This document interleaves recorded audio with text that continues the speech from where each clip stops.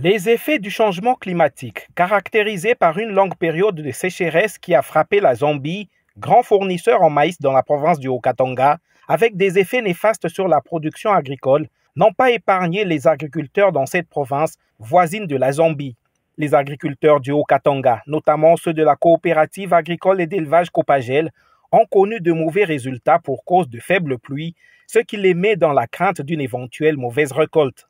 Ainsi, par anticipation par rapport à la crise de maïs qui s'annonce, la Copagel, partenaire privilégié du gouvernement congolais, non seulement en termes d'appui, mais aussi comme conseiller, a organisé samedi 23 mars 2024 au village Katanga, à environ 80 km de Lubumbashi, une journée de formation et d'information à l'intention de ses membres venus des communautés locales de plusieurs villages.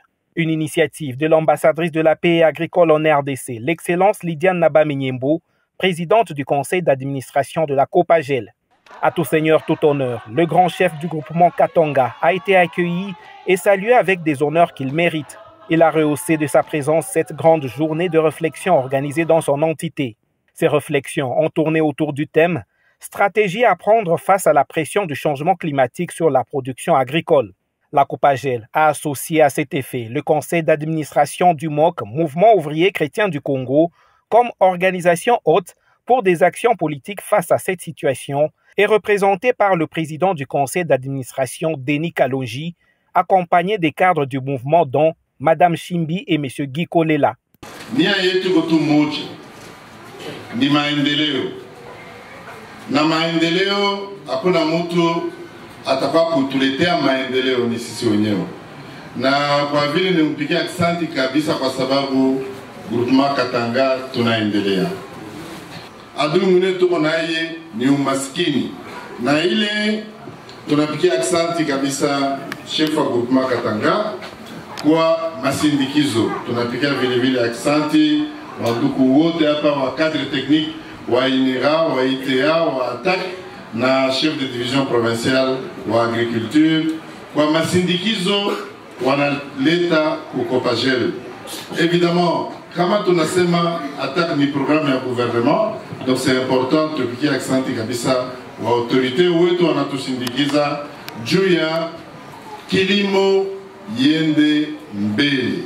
Il y avait les services techniques étatiques du secteur agricole, les scientifiques et chercheurs agroclimatologiques, ressources naturelles, production sémencière et autres, question de trouver des solutions face aux défis du changement climatique. Les panélistes, notamment l'inspecteur provincial de l'agriculture du Haut-Katanga, ont recommandé parmi les stratégies à court terme des cultures par irrigation, l'utilisation de la bonne sémence sélectionnée, et l'appropriation des nouvelles initiatives et techniques agricoles, notamment avec le projet de dissémination accélérée des innovations agricoles IDI, dont le lead de consortium est piloté par la Copagel dans cette province.